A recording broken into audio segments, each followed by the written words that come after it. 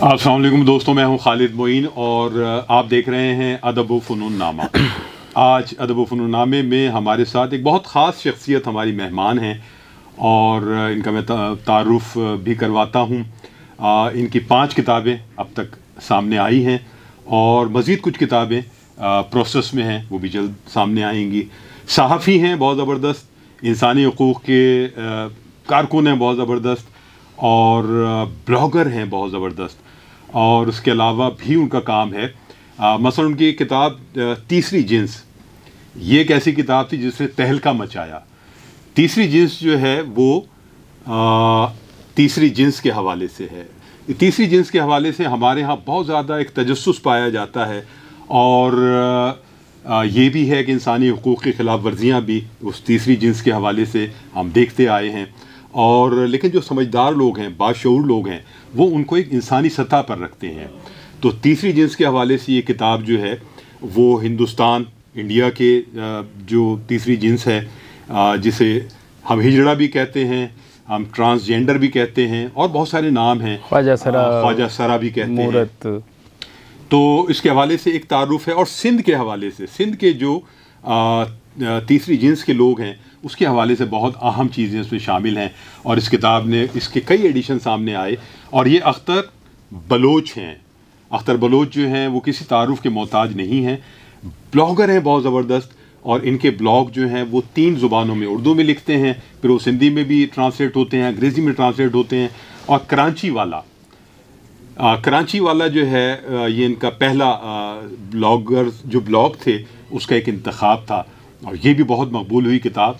और इसके बाद मज़ीद इसके 2 हिस्से और आए, कराची वाला 2 और कराची वाला 3 भी। तो अख्तर हुसैन बलोच जो हैं एक मारूफ लिखने वाले हैं और जो समाजी शऊर है उनका, सियासी शऊर है, बहुत ज़बरदस्त है। और डॉक्टर मुबारक अहमद जैसे तारीख़ दां, मुबारक अली साहब ने उनको अवामी मौर्रिख़ का ख़िताब दिया और ये बहुत अहम बात है। डॉक्टर मुबारक अली एक एथेंटिक हमारे तारीख़ दां हैं और उन्होंने अगर अवामी मौर्रिख़ का ख़िताब दिया है तो ये बहुत अहमियत का हामिल है। तो अख्तर बलोच साहब, बातें तो होती रहेंगी। और एक और किताब उनकी बहुत अहम है, उर्दू अदब में इंसान दोस्ती। ये अख्तर बलोच साहब का एमफिल का मुकाला है जो किताबी सूरत में है। ये रिवायत और तज़किया और 17वीं सदी से 19वीं सदी तक इस किताब का में अहाता किया गया है। उर्दू अदब में इंसान दोस्ती एक बहुत देरीना रिवायत है जिसको उन्होंने बाकायदा तहक़ीक़ करके वो किताबी सूरत में भी सामने आ गया है। तो अख्तर हुसैन बलोच साहब, आपको खुशामदीद है। आपको हम बहुत अरसे से देख रहे हैं और आपके बारे में एक तजस्सुस जो है एक आम कारी का मौजूद है कि आपका सफ़र कहाँ से शुरू हुआ और आप किस तरह होते होते मुख्तलिफ मदारिज तय करते हुए, ज़ाहिर है इसमें एक बहुत जद्दोजहद भी है, इसमें बहुत मसाइल का सामना भी आपने किया, लेकिन आपकी जो जद्दोजहद है वो बहुत कामयाब है और आप एक ख़ास मुकाम पर पहुँचे और एक ख़ास आपका नाम है। तो ज़रा इब्तिदा से बताइएगा कि वो आपकी जन्मभूमि है और आपका जहाँ बचपन गुजरा उसके हवाले से बताइएगा। जी, ननियाल तो मेरा कराची का ही था, लियारी में गुलमोहद लाइन का था। और मेरी नानी जो है खतीजा उनका नाम था और प्यार से उनको अज्जो बोलते थे। तो नानी बेवा हो गई थी जवानी में, तो मेरी वालदा थी और 2 मामू थे। तो उनको पढ़ाने के लिए और उनको पालने के लिए तो वो दाल बेचती थी। तो दाल बेच के और जो बच जाता था उनको बच्चों को भी खिला देती थी कुछ पैसों से। बच्चों को उन्होंने पढ़ाया, वालदा 5 जमातें पढ़ी सिंध मदरसतुल इस्लाम लियारी की ब्रांच से। तो उनको अजू डाली का पैदाइश आपकी यहीं की है? हाँ। पैदा यहाँ हुआ बांटवा मेमन हॉस्पिटल खारादर में। फिर उसके बाद फैमिली तो मेरे ख़ास में ही रहती थी ना, तो वहाँ इतनी सहूलतें मैसर नहीं थी। तो फिर ये कराची वाले तो फिर वो उस पर, तो मेरी नानी को कहते थे अजू डाली कि खतीजा दाल बेचने वाली। तो अभी भी हम कहीं जाते हैं तो हमारा तारुफ यही होता है कि ये अजू डाली के नवासे हैं। हमारे वालिद साहब या दादा का नाम कोई नहीं लेता। तो अज्जू डाली के नाम से। और मुझे बड़ा मज़ा आता है जब लोग कहते हैं कि भाई वो फ़करिया, मतलब वहीं मैं यूनिवर्सिटी में, लियारी यूनिवर्सिटी में पढ़ा रहा हूँ, वो न्यू कैंपस में भी, ओल्ड कैंपस में भी। वहाँ तो एक बात बच्चे ने मुझे पूछा कि आप अज्जू डाली के नवासे हैं? मैंने कहा हाँ। सोचने का अच्छा। तो मैं प्राउडली, तो फिर उसके बाद हम मीरपुर खास में पले बड़े, वहीं प्राइमरी वहीं पढ़ी। और चूँकि हमारे साथ ही हिंदुस्तान से हिजरत करके लोग आए हुए थे, तो उनके 2 मोहल्ले थे, एक तो राजस्थानी थे, एक यूपीसीपी के लोग थे। तो हमारी वालदा की कोशिश ये होती थी कि हम उर्दू बोलने वालों ज़्यादा बैठें या उनसे ज़्यादा बातचीत करें। अच्छा। हाँ, उनके साथ रहें। बलोचों के मुकाबले वो कहती थी कि ये पढ़े लिखे लोग हैं, इनके साथ, हाँ सिविलाइज लोग हैं, तो इनके साथ। बाद में इन सिविलाइज लोगों के साथ जो कुछ हुआ वो तो हमने देखा। तो बहरहाल उनके, हमारे असातिज़ा सब उर्दू बोलने वाले थे उस वक्त मीरपुर खास में। जो अच्छे डॉक्टर होते थे, वो इंजीनियर्स होते, सब तकरीबन उर्दू बोलने वाले, बड़े नफीस लोग। हमारे असातिज़ा जो है पजामे कुर्ते में ही, आपने देखा, उन्होंने कभी शलवार कमीज़ नहीं पहनी, कुर्ता पजामा ही, और इसी में वो बड़े घेर वाला जो पजामा होता था, अलीगढ़ कट वाला। हाँ हाँ। फिर अली साहब भी पहनते थे। हाँ, तो फिर वहाँ अदबी सरगर्मियाँ भी होती थी। उस्ताद रफ़ीक अहमद नक्श हमारे उस्ताद थे, अवली उस्ताद थे। मैंने अभी एक प्रोग्राम में बताया था कि एक बार मैंने उनको एक गज़ल लिख के दिखाई, तो उन्होंने कहा गज़ल तो वज़न में, आप पढ़ वज़न में नहीं रहे। तो मैंने कहा अच्छा। तो फिर उन्होंने कहा कि यार छोड़ो, नसर वसर की तरफ चले जाओ, चलो बहरहाल। और मीरपुर खास का अदबी माहौल तो बहुत ज़बरदस्त, यानी गुलाब खान ताज, ज़ाहिद रायलवी साहब, का शेर, या माहिर अजमेरी साहब, उनका शेर है, इजाज़त गैरियत करती है पैदा, चले आओ तुम्हारा अपना घर है। इसी तरह डॉक्टर तोईद साहब तो आजकल यही हैं। डॉक्टर अहमद नसीर, उनका एक शेर है कि आ गई का अज़ाब डस लेगा, ज़िंदगी भर किताब से बचना। तो इस तरह डॉक्टर तोईद का एक शेर है, एक वक्त में हमारे बहुत बड़ा एक सियासी मसला हुआ, तो उस पर उन्होंने लिखा था, कानून है और ना कोई ताज़ीर लगी है, कातिल की हर एक चौक पे तस्वीर लगी। तो बड़ी बड़ी तस्वीरें लगी थी उन दिनों, तो अब नहीं है वो तस्वीरें। तो इस तरह वहाँ एक अदबी माहौल में जन्म लिया। फिर वही स्कूलिंग, और उसके बाद आर्ट्स पढ़ना चाहते थे, वालिदैन ने ज़बरदस्ती साइंस पढ़वाई, तो मुसलसल फेल होने के बाद फिर आर्ट्स ही पढ़ना पड़ा। फिर वो वही उर्दू अदब ही पढ़ा रहे हैं। तो लेकिन कहाँ से अख्तर बलोच साहब, आपको कहाँ से ये ख्याल आया? जैसे एक एज होती है, एक उम्र होती है जिसमें कि आप ख्वाब भी देख रहे होते हैं, आप सारा माहौल भी आपने बहुत अच्छा तज्जिया किया, लेकिन वो लम्हा या उम्र का वो हिस्सा जहाँ से आपने अपने आप से मुकालमा किया और ये जानने की कोशिश की कि आप क्या हैं, समाज क्या है, या मुझे किस तरफ जाना है, वो कौन सी? वो था, मैं 9वीं जमात में, मेरे ख्याल हम बलोच स्टूडेंट्स ऑर्गेनाइजेशन BSO की शाख वहाँ पर खुली, और उसका पहला डिस्ट्रिक्ट सेक्रेटरी में था। तो वो शुरू से ही वो लोग तो बड़े उस्ताद लोग थे, तो उन्होंने पढ़ाया सिब्ते हसन को। हाँ। और फिर अली अब्बास जलालपुरी, और फिर इसी तरह इस तरह के राइटर्स को। तो फिर ज़िंदगी समझ में आने लगी थोड़ी थोड़ी कि हाँ, ज़िंदगी यही नहीं है कि खाएं पिएं और सो जाएं और ऐश करें, इससे मावरा है। दूसरे लोगों की भी ज़िंदगी है, और दूसरे लोगों का भी ख्याल रखना है। एक समाज भी होता है, समाज में आपके कुछ फ़राइज़ भी होते हैं, कुछ ज़िम्मेदारियाँ होती हैं।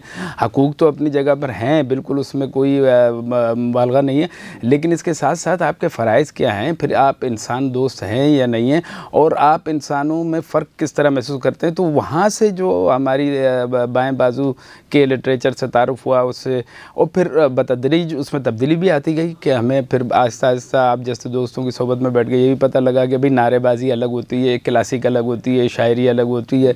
तो शायरी को सिर्फ आप इनकलाब की नारेबाजी तक महदूद कर दें तो ये भी कोई मुनासिब बात नहीं है, उसका शायराना हुस्न मजरू नहीं होना चाहिए।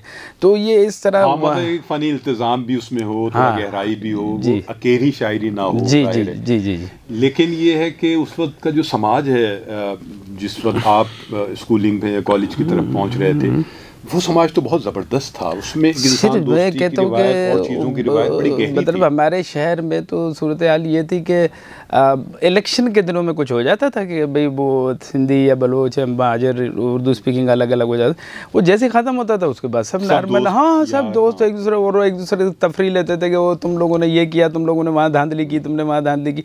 तो बहरहाल एक मीरपुर खास का माहौल बहुत ज़बरदस्त। और मुझे उसी वक्त, मैंने उस वक्त हमारे जो एक दोस्त से तारिक अजीज़, उनके वालिद थे अनस अजीज़, होम्योपैथिक डॉक्टर थे।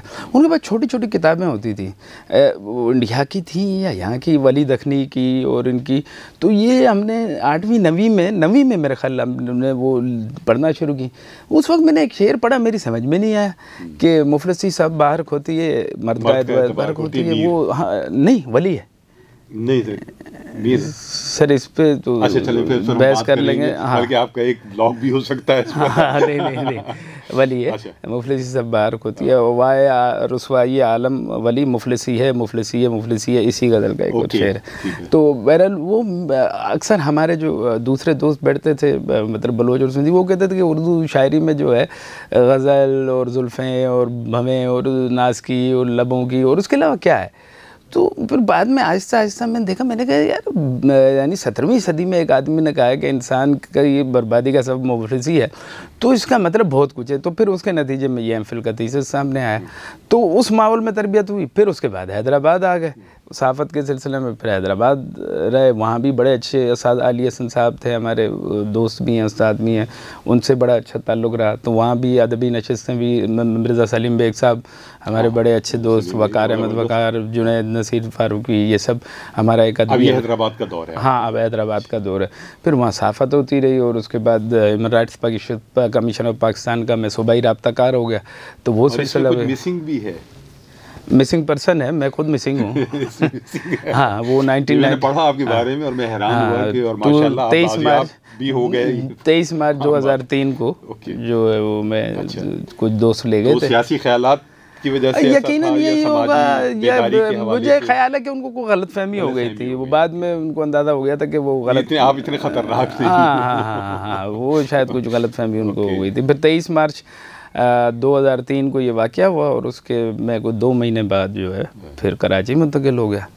फिर 2003 में, हाँ 2003 में मैं कराची। अच्छा, इस बीच जो है वो आपकी शख्सियत को अगर हम जानना चाहें तो वो जो एक आपकी शख्सियत के अंदर बहुत से दायरे हैं और मुख्तलिफ़ के जो अदवार हैं आपकी उम्र के, उसमें ज़ाहिर है कि मुख्तलिफ़ चीज़ें भी नुमायाँ रही होंगी। आपके अंदर एक ज़बरदस्त नक़ाद भी है और आप जो हैं वो एक ऐसे फ़र्द भी हैं जो अगर आपको कोई बात नापसंद होगी तो आप बोल्डली उसका इजहार भी कर देते हैं। हाँ। अच्छा, उसके हवाले से आपको सज़ाएँ भी मिली होंगी, आप पर कदगने भी लगी होंगी। हाँ। लेकिन आपकी शख्सियत में मुझे लगता है कि शुरू ही से एक सोच विचार है, गौर फिक्र है और एक संजीदगी है, उसके साथ साथ एक विट भी है। हाँ। एक विट भी है। तो ये विट जो है ये आपकी ये नौमरी से ही थी। हाँ, वो तो मतलब थोड़ा सा हाँ, वो अब तक मतलब लतीफ़ा गोई के हवाले से, मतलब अभी भी जहाँ दोस्तों की महफिल होती है तो सबसे जदीद तरीन लतीफ़े और कसीफ़ तरीन लतीफ़े जो है वो मैं ही सुनाता हूँ। और जो भी वाक़यात होते हैं वो इस तरह के, वो कहते हैं यार तुम इतने मज़े से बयान करते हो कि क्या, अगर किसी बीमारी का भी जिक्र करते हो। हमारे एक दोस्त रशीद शोरो हैं, हमने उनसे सीखा था, शहनाज शोरो के भाई हैं। हाँ। तो वो अपनी बीमारियों को शुरू बहुत ज़बरदस्त आजकल आई हुई हैं, मुलाकात हुई थी, प्रेस क्लब भी आई थी, तशरीफ लाई, कनाडा होती है तो अभी यहाँ आई हुई। तो वो अपनी बीमारियों को भी इतने मज़े से बयान करता था, कुछ अरसे बाद लगता था ये बीमारी हो गई है और हम इलाज भी शुरू करवा देते थे। तो वो अपना होता है। अच्छा, ये मैं यहाँ बता दूँ कि वाकई अख्तर बलोच जब किसी वाक़े को बयान कर रहे होते हैं तो बहुत ही लताफत के साथ और हुस्नकारी के साथ और एक तवज्जो का इर्तिकाज़ फ़ौरन उनकी तरफ हो जाता है, इसलिए कि बहुत मज़े लेकर। और मुझे ये भी लगता है, मैं बाद में सवाल करूँगा, कि वो जो उनके ब्लॉग्स हैं उस ब्लॉग्स में भी ये कैफियत है कि जो उनकी तहरीर है वो भी इसी तरह पकड़ती है, बहुत ही आसानी से और बहुत सहूलत से और बहुत गहराई से वो चीज़ों को जिस तरह बयान करते हैं गुफ्तगू में, जैसे आप इस वक्त भी सुन रहे हैं, उसी तरह उनकी तहरीरें भी हैं। कोई तसन्नो बनावट नहीं है, बहुत ही खूबसूरत अंदाज में वो अपनी बात बयान कर देते हैं। ये हुनर आपने वहाँ से सीखा? ये देखें, आपकी तरबियत जो होती है ना, आप जब लिखना शुरू करते हैं तो फिर उसके बाद आप तो अब असातिज़ा में आपका शुक्राना होता है हमारे। देखिए आप अच्छा नहीं पढ़ेंगे तो अच्छा नहीं लिखेंगे, और आप एक शकील किस्म की मखफ़ा व मसज्जा किस्म की ज़बान आप लिख दें और उसके बाद जो है वो बंदे की समझ में ही नहीं आए, वो पढ़ के मतलब वो बेचारा मज़ीद परेशान हो। तो इस तरह के बेशुमार चीज़ें भी, बल्कि एक बड़ा मज़ेदार मेरे साथ सीन हुआ कि एक साहब यहाँ आए, प्रेस क्लब में मेरे पास आए और बैठे, अस्सलाम वालेकुम। वालेकुम सलाम। कहने लगे कि बलोच साहब वो मसला ये है कि मैं लिखना चाहता हूँ ब्लॉग्स जो आप लिखते हैं। तो मैंने कहा जी बिल्कुल आप लिखें, ब्लॉग से लिखें, हाँ लिखें, इसमें क्या बुराई है। तो उन्होंने कहा लेकिन एक मसला है, मैंने देखा कि आपके ब्लॉग में जो है हवाले बहुत सारे होते हैं। मैंने कहा जी हवालों के बगैर तो बात की नहीं जा सकती, 1930 में मैं तो नहीं था। उन्होंने कहा अगर आप ये हवालों वाली किताब मुझे मिल जाए ना आपसे तो मैंने कहा यार वो मसला ये है, नहीं मैंने उससे कहा किताब है लेकिन आउट ऑफ प्रिंट है और मेरे पास एक ही कापी थी, वो भी एक दोस्त ले गया। वो कहते हैं किसी को किताब जो दे वो बेवकूफ़ है और जो वापस लौटा दे वो बोले फिर बलोच साहब क्या होगा। मैंने कहा जैसे ही वापस आई तो मैं फ़ोटो कापी करा के आपके लिए रख लूँगा, तो फिर आप आ जाइएगा। और उस तरह वो आए नहीं। एक बार मैंने जो है वो लिखा हसरत मुआनी पे लिखा, तो एक दोस्त ने कहा उनकी कब्र तो तारिक रोड वाले कब्रिस्तान में। मैंने कहा वहाँ कहाँ है? बोले वो उस पर शेर लिखा हुआ है हसरत उन ऊँचों पे जो बिन खिले मुरझा गए। तो वो इस तरह की भी चीज़ें हुई हैं। अब मतलब अब क्या करें, अब लोग ये आते हैं बात करते हैं तो हम उनको मायूस भी नहीं करते और हल्के फुल्के उसमें अपने मकसद की बात भी कर जाते हैं। तो ये इस तरह चीज़ें होती रही।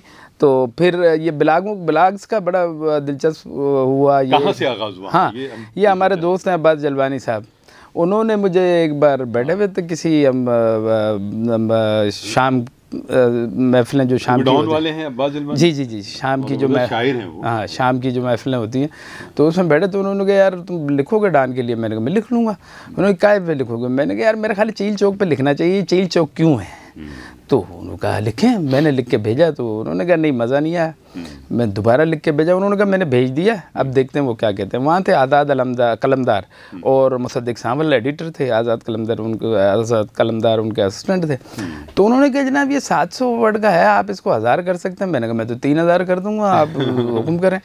तो उसके बाद वो लिखा, उसका जो टीप का बंद था वो ये था कि मेरा ख्याल ब्रेक मेरा ख्याल है कि ब्रेक बनता है और इस ब्रेक का मतलब ये होगा कि हमारा एक हिस्सा अख्तर भाई यहाँ मुकम्मल हुआ और फिर दूसरे हिस्से में हम दाखिल होंगे। तो अब ये तो नहीं कहा जा सकता कि कहीं ना जाइएगा, लेकिन इस सिलसिले को नहीं बिल्कुल जब लोग देखेंगे तो देखने के बाद दूसरे सिलसिले को जरूर देखिएगा। तो मिलते हैं एक ब्रेक के बाद।